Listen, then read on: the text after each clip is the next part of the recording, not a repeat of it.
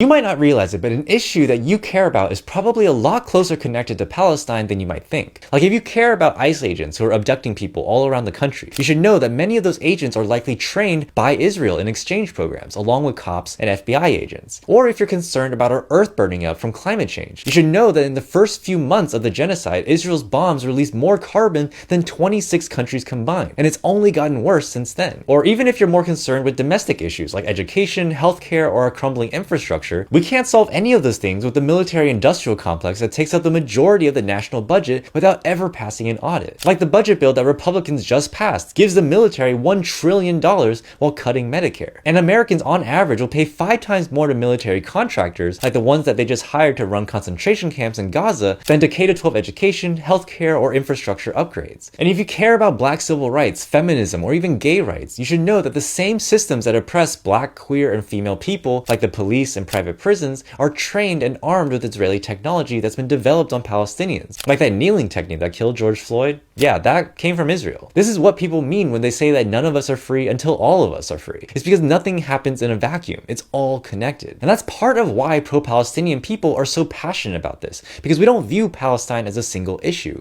We view it as a manifestation of nearly all the big social issues that we face today at the same time. It's not your fault that these connections aren't obvious. Our movements are intentionally kept separated and pit against each other because that makes us all easier to control. It's a well-established technique called divide and conquer, and it's insanely effective. We're taught to think that solidarity is transactional, that freedom is a zero-sum game, when the exact opposite is actually true. There's enough freedom to go around. There's enough liberation for everybody. The reality is the struggle for Palestinian freedom is a product of the same systems that created all the other struggles that we deal with today. Freedom for Palestinians, an end to the occupation, does mean more freedom for everybody. It means chipping away at the same systems that's causing all of our problems. So if you haven't spoken up yet, it's not too late. It's never too late. And remember, it's not a one-way street. If you show up for Palestinians, Palestinians will show up for you, and we'll all be freer together. So if you want to learn more about these specific connections between Palestine and other social issues, then check out the latest issue of the Conscious Citizens Dispatch, where we tried to lay this all out with as much detail as possible. You can get access to it for free by signing up through the link in our link tree. And if you want to support Palestine, but you're not quite sure where to start, we've also released a Palestine support list that lists out all sorts of small and large ways that you can support Palestine today, whether that's monetarily or with some other form of action. And if you like the videos and the resources that we've been putting out, we really appreciate it if you could support our work for as little as $2 a month.